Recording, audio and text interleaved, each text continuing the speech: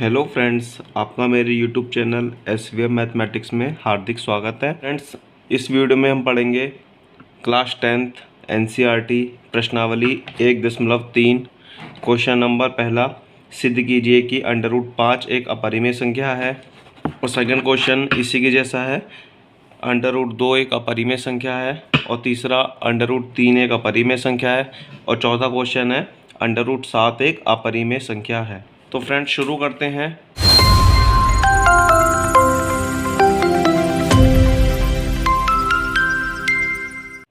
सिद्ध कीजिए कि √5 एक अपरिमेय संख्या है। ये क्वेश्चन 3 नंबर का हमेशा बोर्ड परीक्षा में आता है। बहुत इंपॉर्टेंट क्वेश्चन है।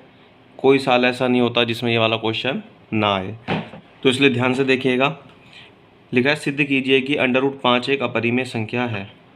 फ्रेंड्स, इसको सिद्ध करने के लिए हमें क्या करना है, माना √5 एक परिमेय संख्या है।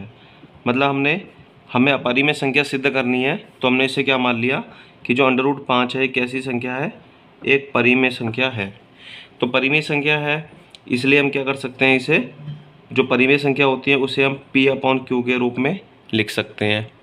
यहाँ जो Q है वो 0 के बराबर नहीं होगा, तथा जो P व Q है वो सह अभाज्य संख्याएं हैं। फ्रेंड्स, इस क्वेश्चन में ये लाइन बहुत ज़रूरी है कि जो P और Q है वो सह अभाज्य संख्याएं हैं। सह अभाज्य संख्याएं ऐसी संख्याएं होती हैं जिनका HCF क्या होता है, 1 होता है। अगर हम HCF निकालें P और Q का तो कितना आएगा, 1। क्यों? क्योंकि ये सह अभाज्य संख्याएं हैं। इसके बाद देखिए, अगर क्रॉस मल्टीप्लाई करें तो ये हो जाएगा √5Q बराबर P, या इसको लिख सकते हैं हम P बराबर √5Q। दोनों पक्षों का वर्ग करने पर क्या हो जाएगा, P का स्क्वायर बराबर √5Q का होल स्क्वायर, P का स्क्वायर बराबर 5Q स्क्वायर। और देखिए यहाँ पे जो P स्क्वायर है वो Q स्क्वायर और 5 के गुणा के रूप में आ गया। इसलिए यहाँ पे क्या होगा, जो P स्क्वायर है वो 5 से पूरा विभाजित हो जाएगा। P स्क्वायर, चूँकि P स्क्वायर 5 से विभाजित है, इसलिए जो P होगा P भी 5 से विभाजित होगा। क्लियर हो गया फ्रेंड्स। इसके बाद देखिए, अगर जो P है वो 5 से पूरा विभाजित है, तो इसका मतलब क्या होगा, वो जो P होगा वो 5 के गुणांक के रूप में होगा। जो R है वो हमने मान लिया है, जो P होगा वो 5 के गुणांक के रूप में होगा। फिर से पुनः क्या करेंगे, पुनः दोनों पक्षों का वर्ग करने पर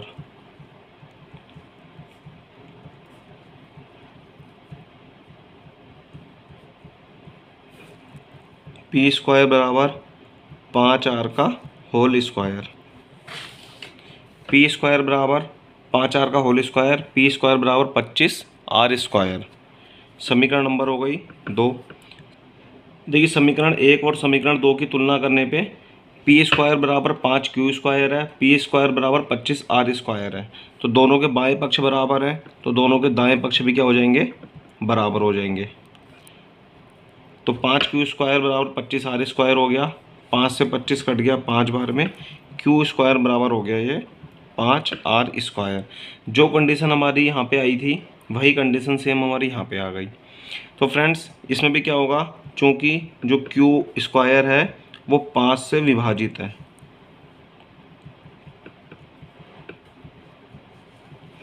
इसलिए जो Q होगा Q भी 5 से विभाजित होगा। क्लियर हो गया फ्रेंड्स। देखिए, P भी 5 से विभाजित है और Q भी 5 से विभाजित है। इसका मतलब दोनों संख्याएं 5 से पूरी विभाजित हैं। अब इसमें हमें यही लाइन लिखनी है, चूँकि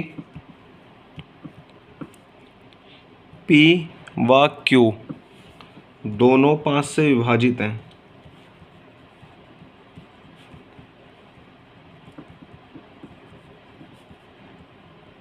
इसलिए जो HCF होगा P और Q का वो 1 के बराबर नहीं होगा। क्यों? क्योंकि दोनों संख्याएं 5 से विभाजित हैं, तो कम से कम इसका जो HCF होगा 5 तो होगा ही होगा, मतलब 1 के बराबर तो नहीं होगा। इसलिए हम कह सकते हैं अतः जो हमारी अवधारणा है, मतलब जो हमने माना था, अतः हमारी अवधारणा गलत सिद्ध हुई। गलत सिद्ध कैसे हो गई? क्योंकि हमने जो HCF था P और Q का वो 1 के बराबर माना था, यहाँ पे आ गया हमारा नॉट इक्वल टू 1, अतः हमारी अवधारणा गलत सिद्ध हुई। इसलिए √5 एक अपरिमेय संख्या है।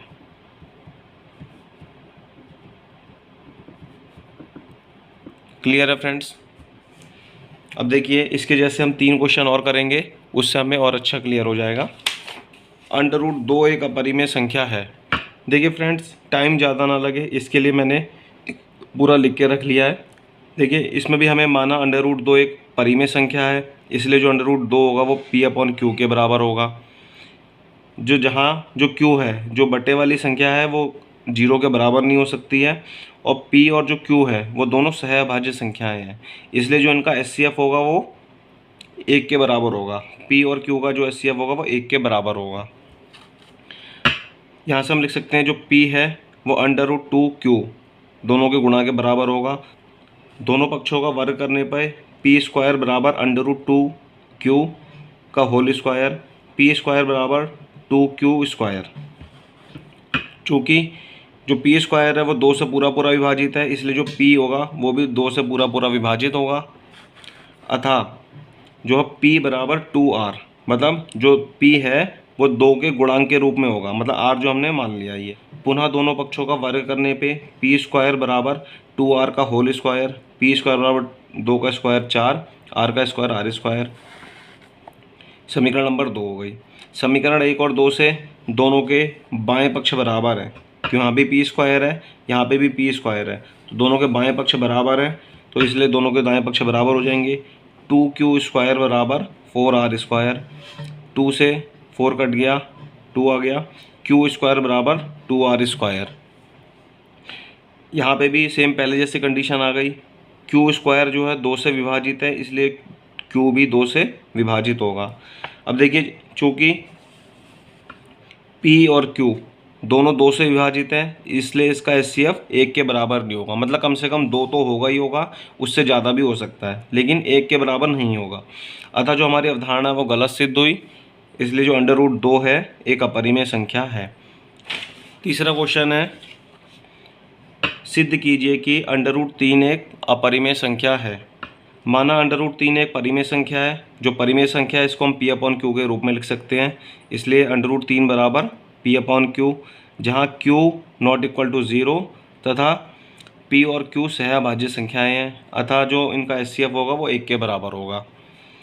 इसके बाद जो P है क्रॉस मल्टीप्लाई करके P बराबर √3Q आ गया। दोनों पक्षों का वर्ग करने पे P² बराबर √3Q का होल स्क्वायर हो जाएगा। P² बराबर √3 का होल स्क्वायर करेंगे तो 3Q² हो जाएगा, समीकरण नंबर 1। इसके बाद देखिए चूँकि जो P² है वो 3 से पूरा पूरा विभाजित है, इसलिए जो P होगा वो भी 3 से पूरा पूरा विभाजित होगा, इसलिए जो P है वो 3 के गुणांक के रूप में होगा, तो P बराबर 3R हमने मान लिया ये।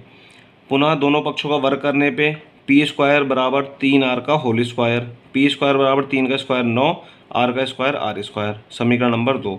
समीकरण नंबर 1 और 2 से दोनों के बाएं पक्ष बराबर हैं, तो दोनों के दाएं पक्ष बराबर हो जाएंगे। 3Q² बराबर 9R² के, 3 से 9 कट गया 3 बार में, Q² बराबर आ गया 3R² के। चूँकि Q² 3 से विभाजित है, इसलिए Q भी 3 से पूरा पूरा विभाजित होगा, इसलिए जो P और Q दोनों 3 से पूरे पूरे विभाजित हैं, इसलिए जो HCF है इनका P और Q का वो 1 के बराबर नहीं होगा। इसमें कम से कम HCF इनका कितना आएगा? 3, क्योंकि दोनों में 3 हमारा कॉमन आ रहा है, क्योंकि जो P है वो भी 3 से पूरा पूरा विभाजित है और Q भी 3 से पूरा पूरा विभाजित है, इसलिए जो इनका HCF होगा वो तीन के बराबर होगा, कम से कम 1 के बराबर नहीं होगा। अतः जो हमारी अवधारणा है गलत सिद्ध हुई, इसलिए √3 एक अपरिमेय संख्या है। ये क्वेश्चन भी हमारा सिद्ध हो गया। एक क्वेश्चन फ्रेंड्स मैंने अपनी तरफ से कराया है। ये क्वेश्चन बोर्ड परीक्षा 2022 में आया हुआ है। सिद्ध कीजिए कि √7 एक अपरिमेय संख्या है। फ्रेंड्स होगा सेम उसी की तरह है। माना √7 एक परिमेय संख्या है, इसलिए √7 बराबर P/Q, जहाँ Q0 = 0 तथा P और Q सहभाज्य संख्याएं हैं। सहभाज्य संख्याएं हैं तो उनका जो HCF होगा वो 1 के बराबर होगा। P बराबर √7Q क्रॉस मल्टीप्लाई करके आ गया। दोनों पक्षों का वर्ग करने पे P² बराबर √7Q का होल स्क्वायर, P² बराबर 7Q², समीकरण नंबर 1। चूँकि P² 7 से विभाजित है, इसलिए P भी पूरा पूरा 7 से विभाजित होगा। अतः जो P बराबर है 7R माना। चूँकि जो P है 7 से पूरा पूरा विभाजित है, इसलिए 7 के गुणांक में होगा, तो हमने गुणांक को R के रूप में प्रदर्शित करा है। पुनः देखिए, दोनों पक्षों का वर्ग करने पे P² बराबर 7R का होल स्क्वायर, P² बराबर 7 का स्क्वायर 49, R का स्क्वायर R²। समीकरण नंबर 2 मान लीजिए। समीकरण नंबर 1 और 2 से दोनों के बाएं पक्ष बराबर है, दोनों के दाएं पक्ष बराबर हो जाएंगे। 7Q² बराबर 49 R², 7 से 49 कट गया 7 बार में, Q² बराबर 7 R²।